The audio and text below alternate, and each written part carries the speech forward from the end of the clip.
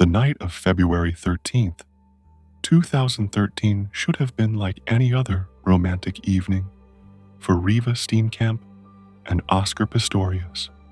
The beautiful 29-year-old model and law graduate had spent hours carefully wrapping a Valentine's Day gift for her famous boyfriend, the Olympic sprinter known worldwide as the Blade Runner. Earlier that evening, she had rehearsed an inspirational speech about rape awareness she was scheduled to deliver the next morning at a local high school. As she climbed into bed that night in Pistorius's upscale Pretoria home, she had no way of knowing these would be her final hours alive. By sunrise on Valentine's Day, Reeva would be dead, shot 4 times through a locked bathroom door by the very man who had professed to love her. What followed would become one of the most controversial criminal cases in South African history, a shocking tale of fame, violence, and justice that would captivate the world. Was this a tragic accident, as Pistorius claimed? Or was it a cold-blooded murder disguised as self-defense? To understand the truth, we must go back to the beginning. Reeva Rebecca Steenkamp entered the world on August 19, 1983, in Cape Town, South Africa. The daughter of Barry and June Steenkamp, young Reeva grew up in the coastal city of Port Elizabeth after her family relocated when she was still a child.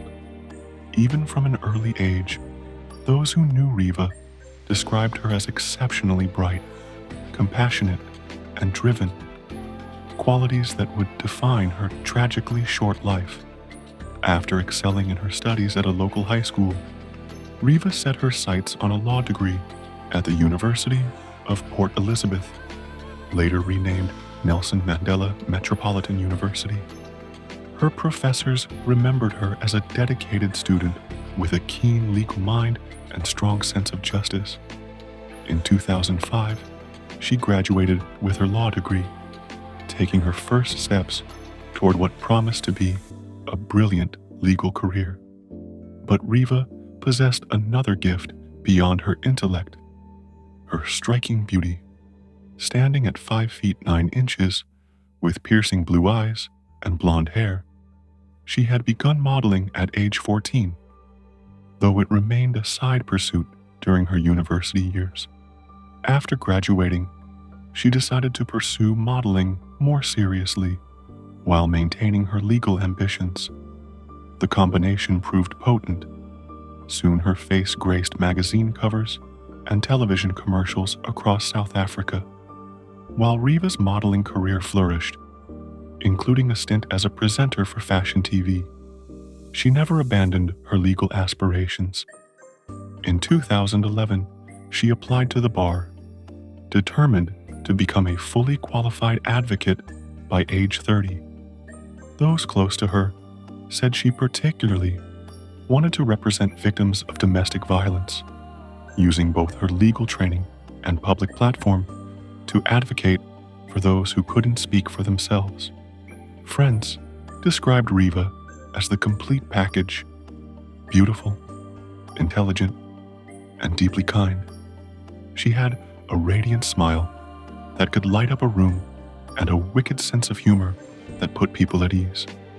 But beneath her glamorous exterior beat the heart of a true activist. The speech she prepared for February 14th, 2013, the one she would never deliver, contained these powerful words: be brave, see the positive, make your voice heard. They perfectly encapsulated her philosophy of life. Oscar Leonard Carl Pistorius was born on November the 22nd, 1986, in Johannesburg, South Africa. His birth defect, fibular hemimelia, the absence of fibula bones in both legs, led doctors to recommend amputation when he was just 11 months old.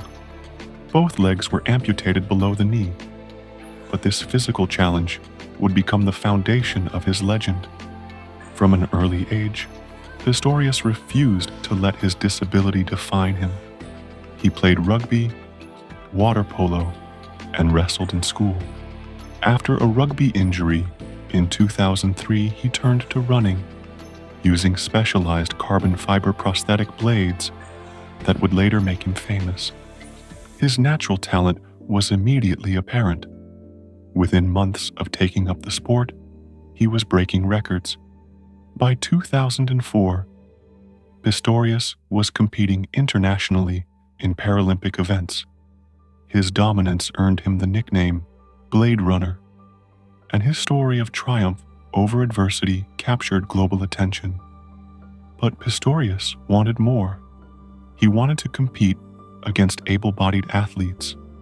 After a lengthy legal battle with athletics governing bodies, who initially barred him from competing, Pistorius made history in 2012 by becoming the first double amputee to compete in the Olympics.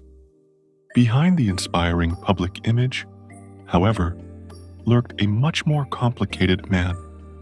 Those close to Pistorius knew him to have a volatile temper and possessive streak in relationships.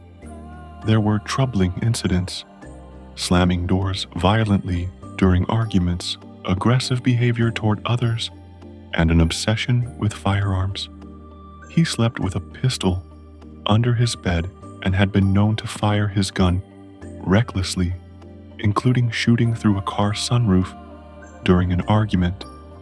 In 2009, an ex-girlfriend reported that Pistorius had assaulted her during an argument, though no charges were filed. Another former partner would later testify that he was prone to jealous outbursts and controlling behavior. These red flags would later take on terrible significance. Reeva and Oscar met in November 2012 through mutual friends. The attraction was immediate. The beautiful, intelligent model and the dashing Olympic hero. They began dating, and by early 2013 were practically inseparable. To the outside world, they appeared to be the perfect couple. Young, attractive, successful. But friends of Reeva noticed subtle changes in her behavior. She seemed more anxious, less her usual bubbly self. In text messages, later revealed during trial, Reeva confided to a friend about Pistorius' temper, saying she sometimes felt afraid of him. In one particularly chilling message, sent just weeks before her death, she wrote to Oscar directly, "I'm scared of you sometimes, of how you snap at me." February 13th, 2013 began like any other day for the couple. Reeva spent time perfecting her speech for the next day's school event, while Oscar went about his training routine. That evening, they shared a quiet dinner at his home in the secure Silverwoods country estate in Pretoria. After dinner, Reeva carefully wrapped Oscar's Valentine's gift, a small but meaningful token of her affection. The card she included contained a simple but heartfelt message. "I think today is a good day to tell you that I love you." She placed it beside his bed where he would find it in the morning. At around 10 p.m., the couple retired to bed. According to Pistorius' later testimony, they fell asleep together, with Reeva resting her head on his chest. But in the pre-dawn hours of Valentine's Day, their lives, and the lives of everyone who knew them, would be shattered forever. At approximately 3:15 a.m. on February 14th, neighbors reported hearing loud shouting coming from Pistorius' home. Moments later, 4 gunshots rang out in rapid succession. Then came the screams. First a man's, then a woman's, then the man's again.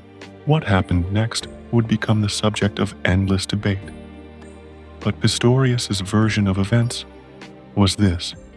He woke up in the night and went to the balcony to bring in a fan. Hearing what he believed to be an intruder in the bathroom, he grabbed his 9mm pistol and fired 4 shots through the locked door, only to discover moments later that it was Reeva inside. But the forensic evidence told a different story. The angle of the bullets suggested Pistorius had been standing upright, not in a defensive crouch. Reeva's bladder was empty, indicating she had likely been awake and using the toilet when killed. Most damningly, neighbors testified to hearing a woman's terrified screams before the gunshots, screams that, according to Pistorius, never happened because Reeva was supposedly silent behind the door. After realizing his mistake, Pistorius claimed he used a cricket bat to break down the bathroom door. Inside, he found Reeva slumped against the toilet, bleeding profusely from multiple gunshot wounds. One bullet had struck her hip, another her arm, and 2 more had hit her head. The scene was one of unimaginable horror. Pistorius carried Reeva's limp body downstairs, screaming for help. Neighbors called security, who arrived to find the Olympian covered in blood, cradling his dying girlfriend. Paramedics were summoned, but it was too late. Reeva had already lost too much blood. She was pronounced dead at the scene. At first, police treated the shooting as a possible tragic accident. Pistorius, the distraught boyfriend, had mistaken his lover for an intruder, a plausible scenario in crime-ridden South Africa. But as detectives examined the evidence, troubling inconsistencies emerged. Why had Reeva locked herself in the bathroom in the middle of the night? Why were there no signs of forced entry if Pistorius genuinely believed an intruder had entered? Why did forensic evidence suggest Reeva had been awake and likely standing when shot, not hiding quietly as Pistorius claimed? Most disturbingly, why did multiple neighbors report hearing a woman's screams before the gunshots? Screams that would indicate Reeva was conscious and afraid before being killed. These questions formed the basis of what would become one of the most watched criminal trials in history. The State versus Oscar Pistorius began on March 3, 2014, in the North Gauteng High Court in Pretoria. Presided over by Judge Thokozile Masipa, the trial was broadcast live around the world, captivating audiences with its dramatic revelations and emotional testimony. The prosecution, led by Gary Nell, painted Pistorius as a hot-tempered killer who had murdered Reeva in a fit of rage after a late-night argument. They presented evidence of his violent past, his obsession with firearms, and the disturbing text messages Reeva had sent about fearing him. The defense, headed by Barry Rue, maintained this was a tragic case of mistaken identity, a man terrified of crime who had acted in panic. They argued Pistorius had no motive to kill Reeva, pointing to their loving texts and his devastated reaction after the shooting. For months, the world watched as witnesses took the stand. Neighbors described hearing screams before the gunshots. Forensic experts explained how the crime scene contradicted Pistorius's version of events. Most chillingly, the court listened to recordings of Pistorius screaming in a high-pitched voice, his attempt to recreate what he claimed were his own panicked cries that night. The trial reached its dramatic climax when Pistorius himself took the stand. For days, he sobbed uncontrollably as he recounted his version of events. But under Nell's relentless cross-examination, his story began to unravel. The prosecutor famously reduced Pistorius to tears while grilling him about why he fired 4 shots instead of 1 and why he didn't check where Reeva was before shooting. On September 12th, 2014, Judge Masipa delivered her verdict. Pistorius was acquitted of murder, but convicted of culpable homicide, similar to manslaughter. The sentence, just 5 years in prison, shocked the world and devastated Reeva's family. How could a man who shot his girlfriend 4 times through a door walk away with such a light punishment?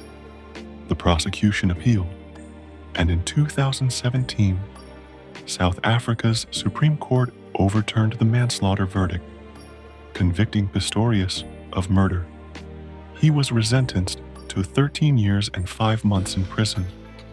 But in January 2024, after serving just 9 years, Pistorius was granted parole and released.